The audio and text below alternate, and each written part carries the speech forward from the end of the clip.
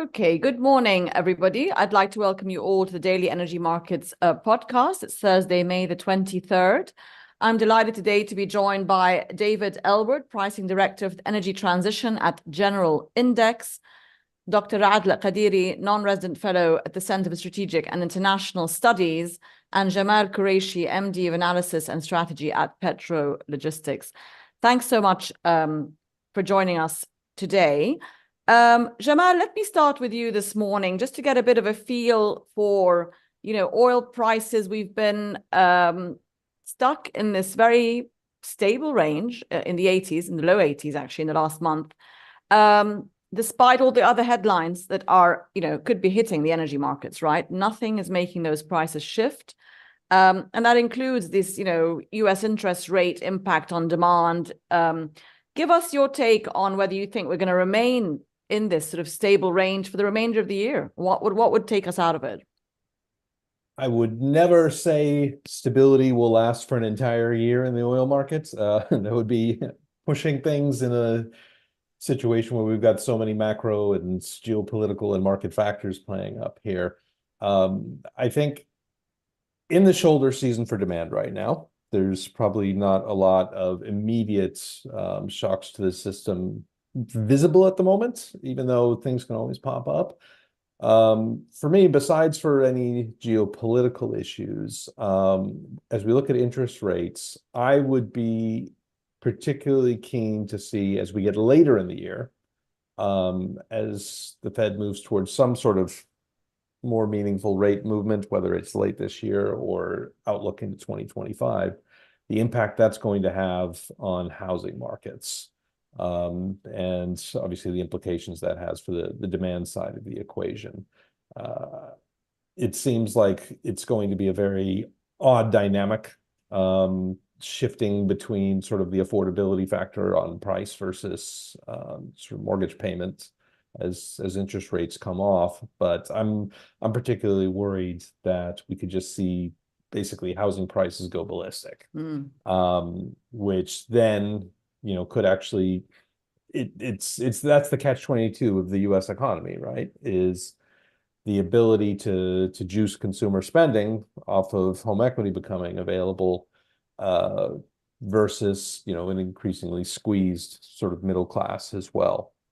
So I would say when we talk about sort of the outlook for major structural changes this year, that would be one of the major ones to keep an eye out for. Okay. All right. Thanks, Jamal. Rad, let me go to you on that, just in terms of US economy sentiment, if you like. I mean, we see what's happening with the stock markets, and all you can say there is that there's still liquidity at play, whether it's from big funds or retail investors. But like Jamal said, are things beginning to feel like they're pinching, whether it's housing costs, whether it's vegetables at the supermarket? Is there a sense that the economic sentiment will shift by the end of the year and into next year in the US because of the rate higher for longer sort of rates that are still in place and maybe cut once this year perhaps, but have not been dropped as expected?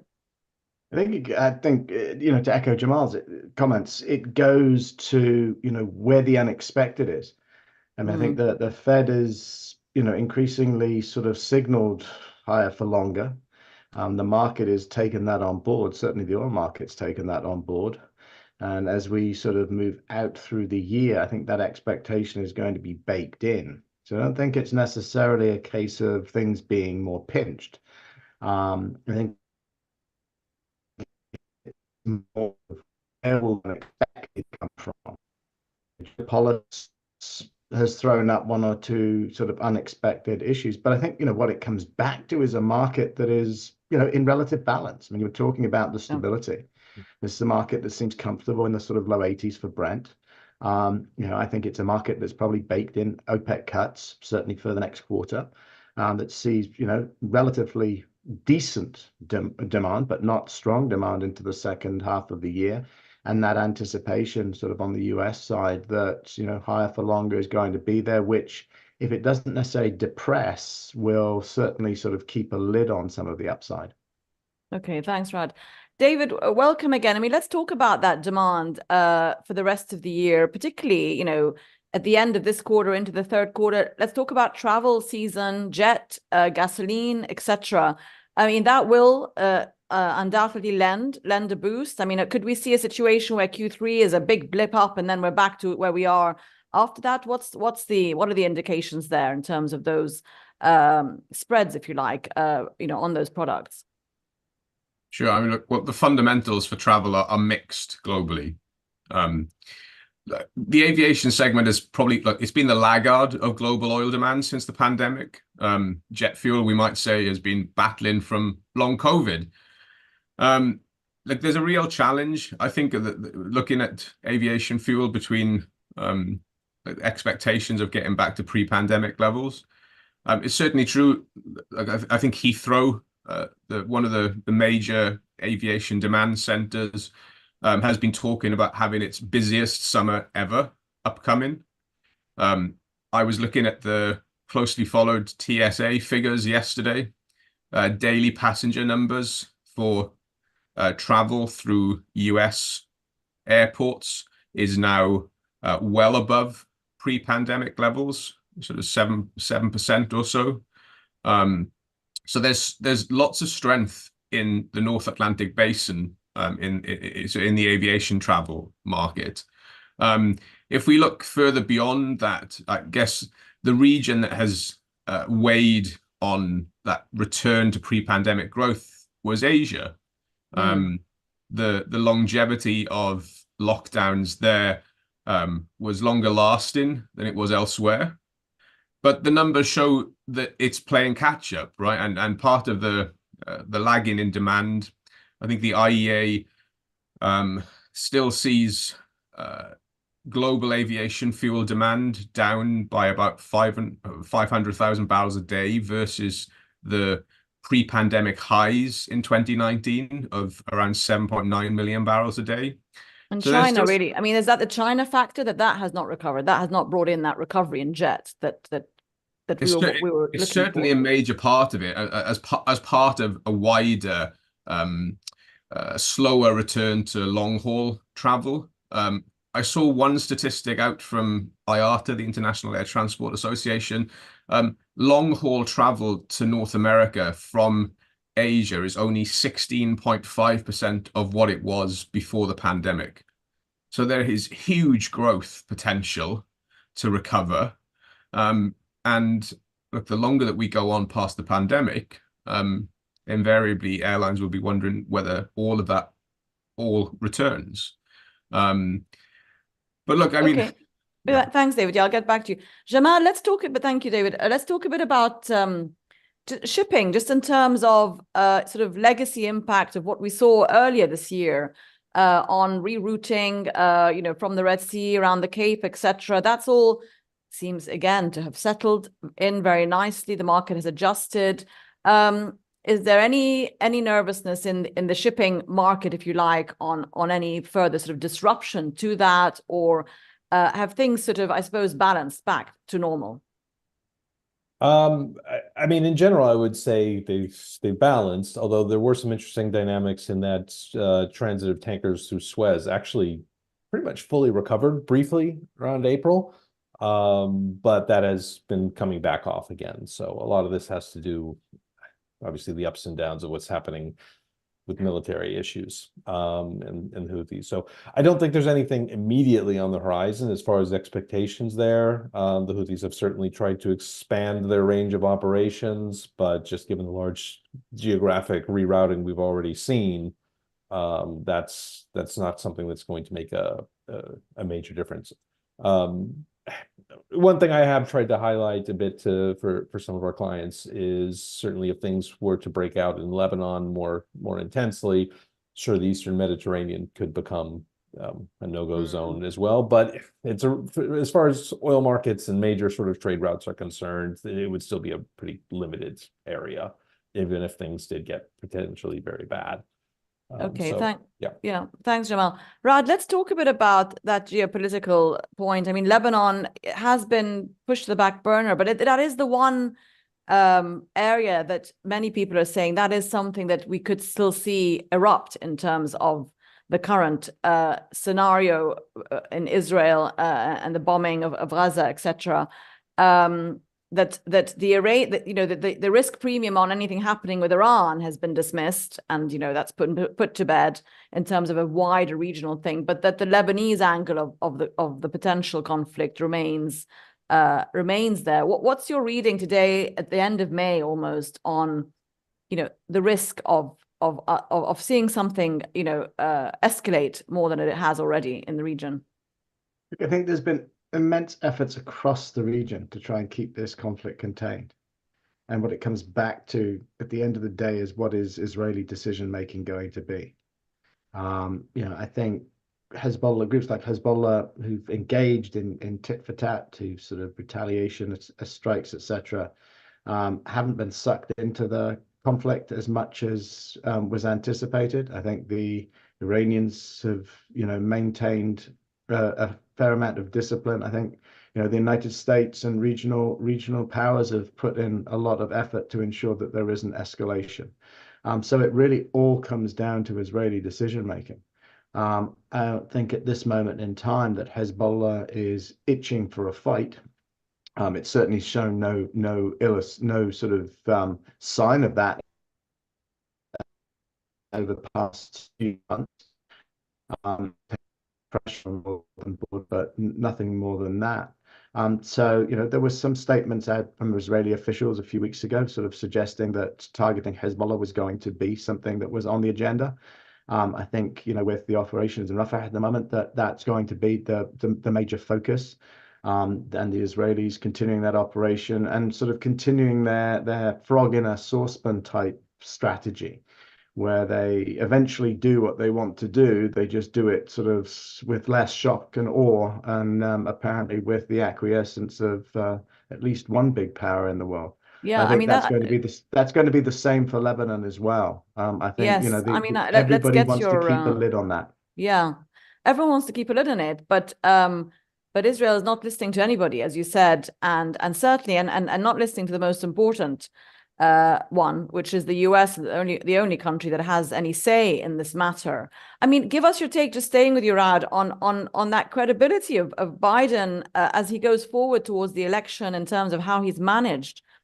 And obviously we've had some news in the last week on the ICC case, and now we have countries beginning to recognize Palestine as a state. I mean, we've got some traction here on pressure, if you like, international pressure and support for the other side. Is Biden stuck? Has he got himself stuck in having not taken a hard enough line with the Israelis earlier in the year? Not if it comes to domestic opinion. I mean, it's hurt him inside parts of the Democratic Party. It's hurt him on the progressive wing of the Democratic Party. What will be key is, has it hurt in sort of key constituency in key swing states? And states like Michigan, are obviously a focus of that. But I think, from a domestic political standpoint, from an election standpoint, it's still a marginal factor. I mean, what the We seem to have some interruption from Rad there. Okay, he may come back. He's been returning, but yeah, let's see. I hope we'll get him back in a minute. Jamal, I wanted to go to you. Let's just get your thoughts. I don't know if ADNOC. This is again not specifically in your bucket, but we've had a couple of headlines on ADNOC. Plays on the margin. Okay, we lost you there for a minute, Rad, but we've got you back now.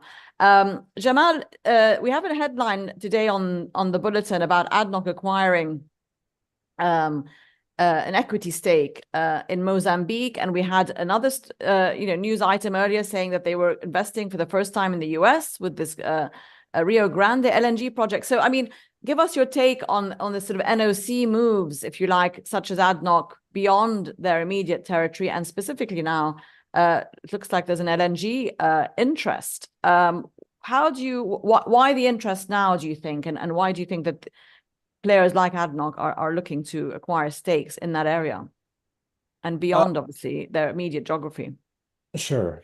Well, I mean, it's I guess both about the long-term diversification trends for ADNOC and the Emiratis.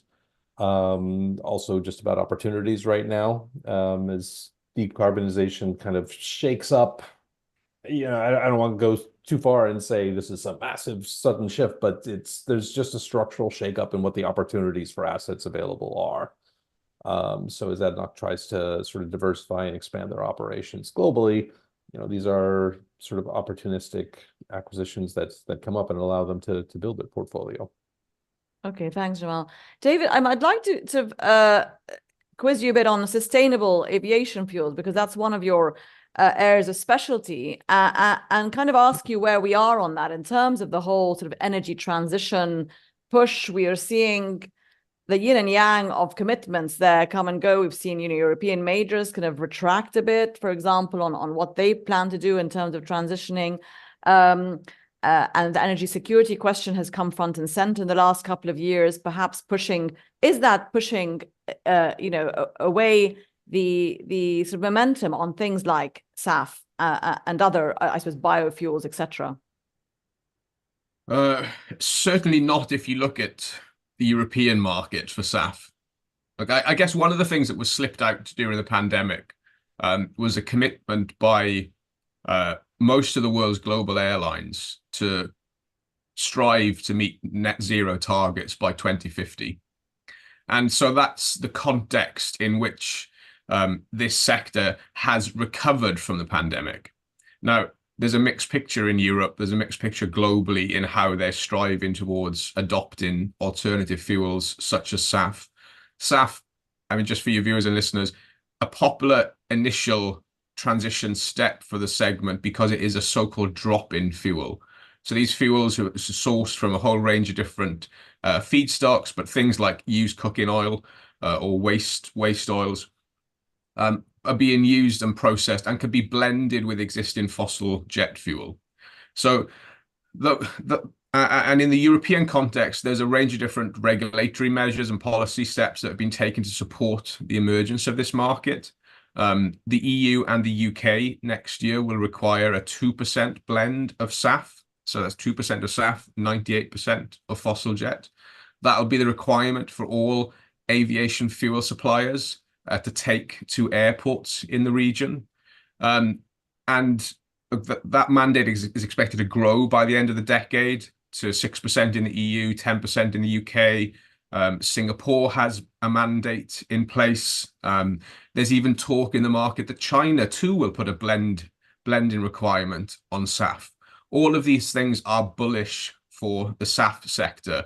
The challenge is bringing to market the infrastructure to be able to produce these fuels in great enough quantities. Okay, thanks, David. I suppose it's a slow but steady progress on that front. Raad, let's go back a bit to sort of oil market fundamentals, demand and supply, and look at your sort of take on where you think the second half of the year might go. We've got OPEC meeting in a week's time. As you said, very much people are expecting that they will hold the cuts in place for now. The other question, though, that is expected to materialize in June within the group is this whole question of obviously quotas, of capacity, production capacity and we've had some statements out of Iraq in the last couple of weeks on their keenness, I suppose, to produce and export more than they are. UAE, we know, is on track also to increase its capacity. Is that going to be the focus of the second half of the year in terms of OPEC and what they may come out with, or is it going to be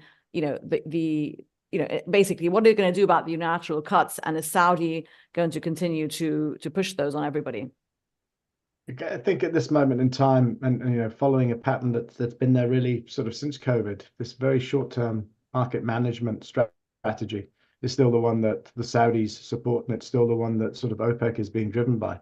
I think this question of when do production capacity issues, when do quota issues start to come up for revision, is one that the organization has faced several times so far and keeps pushing back or finding a way around.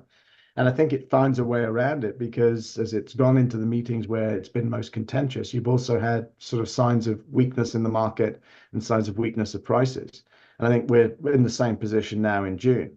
I think if we had been going into the June meeting with prices in the mid-90s, and we'd have had a very different conversation. But as it is, I mean, I think OPEC sort of sees that the price is vulnerable and the price is weaker, and certainly, this is not the ideal territory in terms of where they'd like to see it. So, it'll do what it always does in situations like this. It'll be proactive on the downside. And that's probably going to mean that it'll keep the cuts in place, and that it will, discuss or try and put in place some means to discuss quotas, and both voluntary and otherwise later this year. And the Saudis will keep pushing that strategy. And I don't think anybody in OPEC wants to see the market balance that sort of prices any less than where we are right now. And ideally, they'd probably like to see the balance sort of push those prices up. Yeah, and I mean, what about the budgets of Saudi, for example, on its sort of big, I suppose, expenditure budgets, on its Vision 2030, etc. We saw a bit of sort of backtracking on some of those projects earlier this year. Do you think they're coming under pressure on those?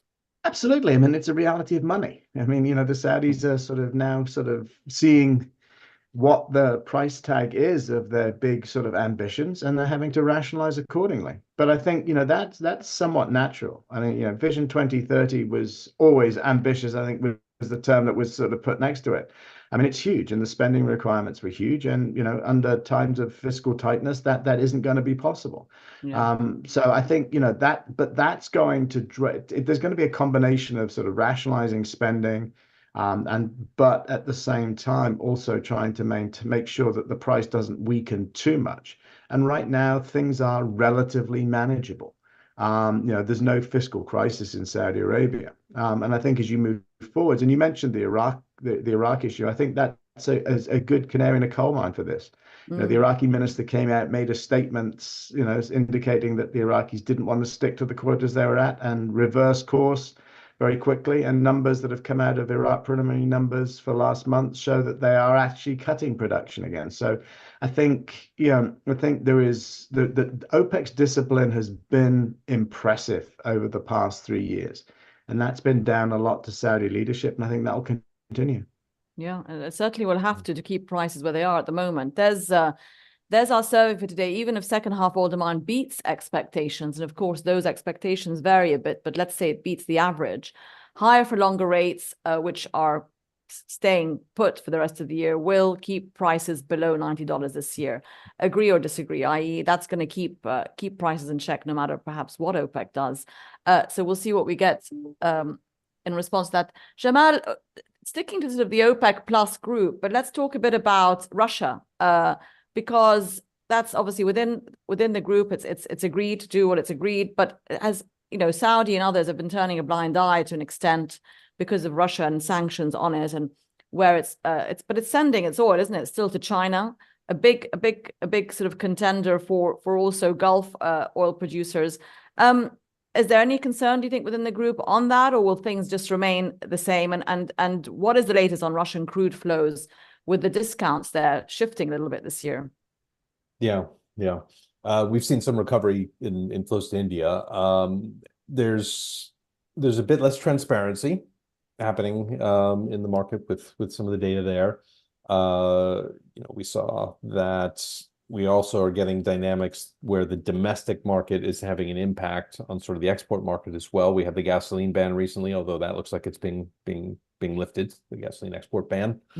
But I guess what I would say is Russian production as a whole, when we're able to get a view of how it has played out versus the implied balances, has largely stayed within the public statements. They're more or less holding a acceptable line on production within the OPEC plus agreements.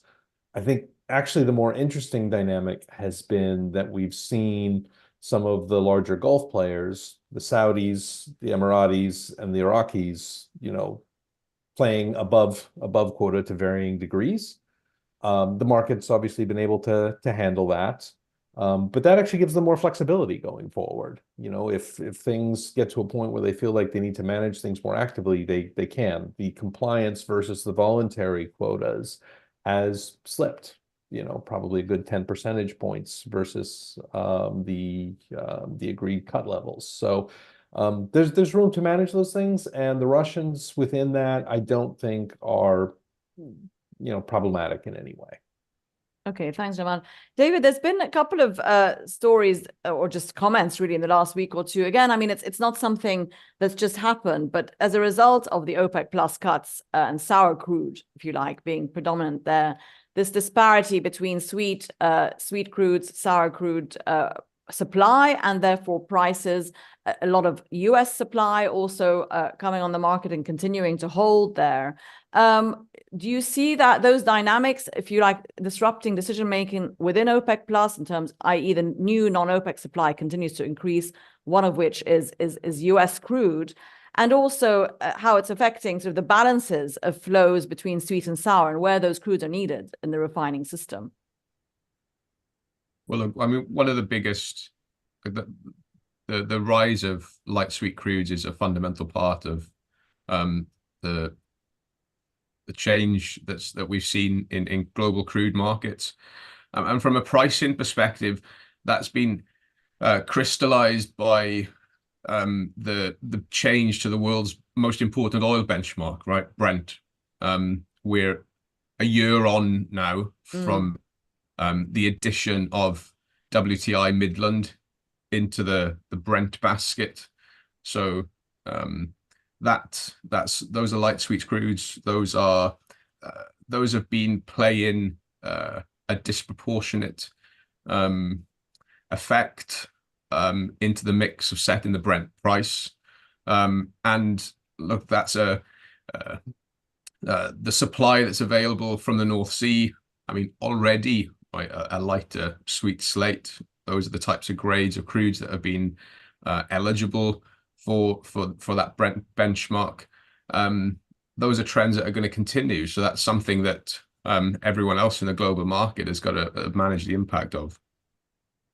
Okay, thanks, David. Rad, just talking about crudes, let's just talk a bit about Venezuela, because we saw in the US, obviously, the decision in April, strictly speaking, not to continue with this reprieve for Venezuelan oil exports from sanctions, and yet we saw, some allowance, if you like, for individual applications for licenses. The US wanting to keep that door open for more Venezuelan crude. Do you think that's going to materialize more fully? Is there interest, do you think, and security in people going into the Venezuelan oil market, such as what Chevron has done? I think Chevron is the case that you were looking at in terms of licenses and in terms of exceptions. And obviously sort of the exception that's been made for Chevron at this moment in time, gives it some short-term certainty. What you're seeing is electoral dynamics at play. You were talking about electoral dynamics in the US earlier. Biden has been able to, was facing quite a bit of criticism in terms of gasoline prices and rising gasoline prices. Those have reversed. We're coming into the beginning. Memorial Day is on Monday, so the beginning of the driving season in the US, which is a big indicator as far as the US is concerned. And you're coming in with sort of relatively moderate gasoline prices for a president that's looking for re-election later this year. That's a good position to be in. I don't think the administration was going to do anything to try and undo that. What you aren't going to see is, a significant increase in Venezuelan production. So you probably sort of got a cap on that at this moment in time. But what the administration has done is played politics in both ways. I mean, it's done it from a foreign policy aspect in terms of looking tough. But it's also kept one very close eye on domestic politics and the domestic economy, and will allow that oil to flow through exceptions for certainly through to November. Are we going to see it play any tougher on Iranian oil? Because it hasn't really been very tough, has it, in the last year in terms of, letting that flow where it wants to, which is predominantly to China, admittedly. But any change in dynamics there expected as we? I think there's been some talk about it, but I think on the Iranian side, what's forgotten is, that actually requires a couple of things that sort of are more geopolitically risky. I mean, one, are you going to start to intercede tankers? And the moment you get into sort of tanker and sort of intercession, then you're into sort of the risks of unintended consequences, and certainly the risks of more conflict. The second thing is, I think it does depend on US policy towards China. Fundamentally, I mean, there's been an effort to, not go after that in part because of geopolitical concerns over the relationship with China. And I think a recognition that certainly as long as it's taken by the teapot refineries in China, that sort of the impact of some of the sanctions, certainly some of the financial sanctions are moot. So it does go down to the sort of geopolitics of does the United States want to sort of raise tensions with China over one more issue at this moment in time? And I would argue probably not. Yeah, it has enough to be contending with. There's the result. Thank you, Rad. There's the result. Agree predominantly that will keep prices in check below 90, and we'd have to see, even if we did see demand expectations come out stronger. Thank you so much, gentlemen, for joining us, David and Rad and Jamal, for today on the Daily Energy Markets podcast, and have a good remainder of the week and weekend. Thanks so much. You too. Thank you. Thanks for having us.